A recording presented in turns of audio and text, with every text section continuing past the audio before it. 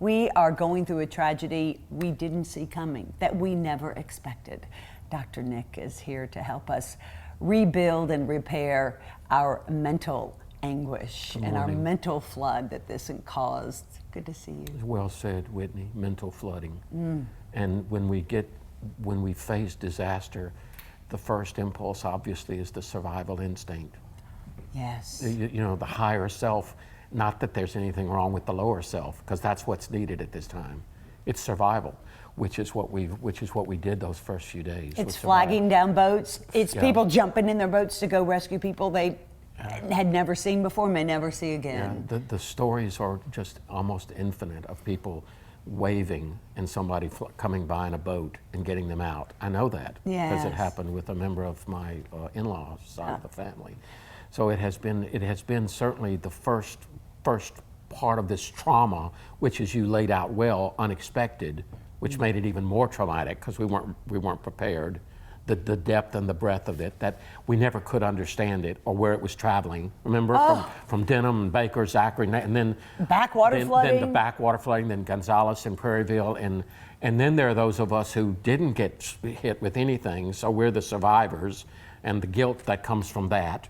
I mean, there's just this multi-layer of mental disorder, if you will, that's been going on in us. I couldn't believe how, when I got on Facebook, there were some people who were flooding initially, and then the next day there would be much more. And I'm telling you, by day 3, I was like, half the people I know have been flooded. Yes. They've lost everything. And how can I help everyone? Well, it's impossible. It is impossible. But what made this, if there is such a thing as a silver lining, is that there were survivors that could move and become that Army and that Navy and that rescue force that Katrina didn't have. That's right. See, I mean, there were those of us who could move at an instant and take on the role of the sprinter. As I was saying to you earlier before the show, there's an attitude of sprinter in that first few days, and now we've moved into the marathon, which is going to be, I think, the harder. And you say it's harder. Right. It's going to get worse before it gets better. It's going to get worse before it gets better, and we're going to get tired,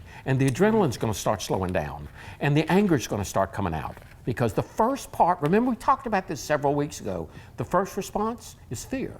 And the fear drives us to survival.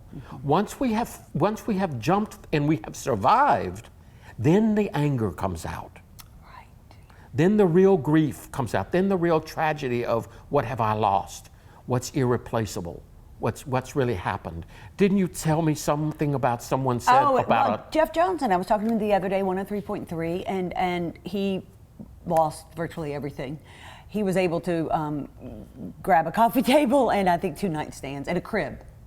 And he said, and I feel guilty because I was able to save something and other people didn't. But he said that he was talking to his mother and he said he just wasn't able to lay out his feelings, like, well, what am I really feeling? How can I describe this? And it hit him all of a sudden just the other day. So, you know, he's a week and a half into this.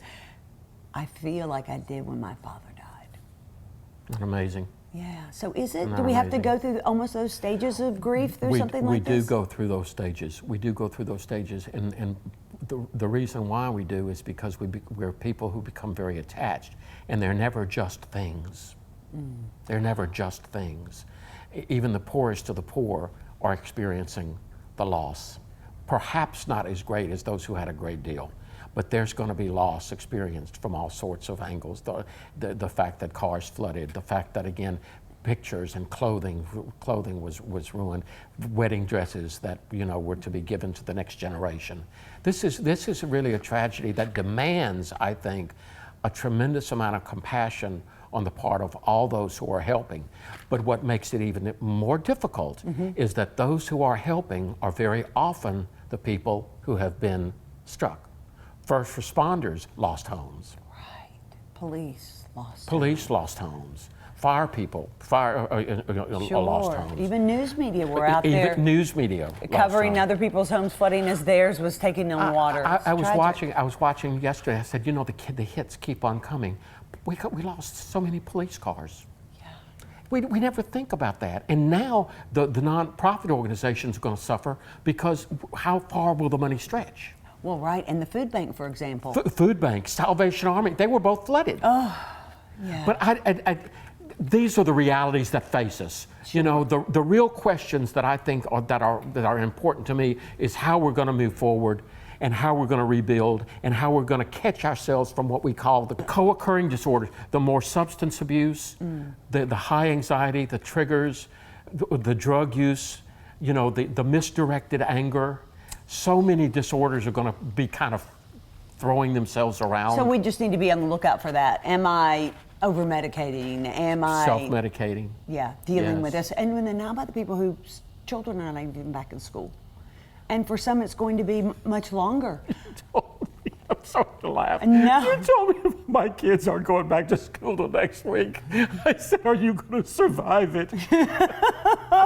I know. Well, they were going back, you know, one day, and then it was the next day, and then by Wednesday, they were like, it's going to be next week. I'm like... But you know, that's part of the rebuilding is the humor. And Yeah. really, we can never have enough of it. I mean, we really do have to just sit down and laugh, I even know. as we cry. Even as we cry. You're right. You're right. And for, you know, a lot of people, you know, they'll pick up and their luggage won't be as heavy. Their next move somewhere else, you know, won't be as big because their load has been lightened, not by their design. Not by their design. But that really is, even though we have to be careful because the anger and the loss and the grief is still so strong. But I truly believe that these are the moments that over time will help us to once again reevaluate. And to reevaluate is to what is valuable. And life really is valuable. And to our great fortune, we only lost 13, I believe. And I don't mean it as if No, we every only, life is precious, Every life but is precious. it wasn't New But Orleans where 1500 or It wasn't New 1800. Orleans, and it wasn't 9/11, and we really do have much of that to be grateful for. Again, with fairness to that phrase. But now, Nikki, a lot of things brought PTSD, like the people who went through Katrina. Now, whether they were in it and moved here and then lost their homes here, whether they had a house full of people again, it's anytime someone's been in any disaster, this brings all that back. It sure does. But what's amazing about it, Whitney, is we don't even have to go back to Katrina. Yesterday, I saw a thunderstorm brewing and I shook. Oh, and When I hear the weather alert on the phone, one more time. So this is the effect of trauma. And again, I just think an awareness of it is so important because again, the tendency is to dash, to kind of self-medicate. And we have to say, okay, that's a natural response. Right. See? You have been, you had a group of people that you do Been working grief with counseling, grief, yeah. And they've gone through a lot of this. What's the most prevailing feeling and emotion right now? Shock still, I would say. I would say we're still in shock. And we're still in that kind of cleaning, practical, what's the plan? What will I do? What's next? What do I need to do? And those are all real issues. Right. We do need a plan. Sure, and you know what we are in now? We're in the drying out phase for most part, except, you know, bless their hearts, some people like near Santa Mon and other parts that still have water in their homes. But I would say 90% at least, maybe a little more than that. You know, they've ripped out the drywall, they've ripped out the insulation, ripped out the carpeting. It's all sitting on the curb. And, you know, I wish that someone would come get it because I think that's hard to look at. But they're doing all this, but they can't start fixing till it dries out. So, you know, you're in a 5-7 day pattern, and it's, you know, what do we do now? Which is a really interesting point you make. The practical side to this is what? Get the drywalls, right? Yeah. Prevent the molding. Right. Get the old carpet out. Could we take that and make that a mental platform? How could we Explain. keep ourselves from molding? How could we keep our minds from molding? How could we stay as clean as we can and that life is still going on? And love, you can't take away love. You can't take away kindness. You can't take away charity.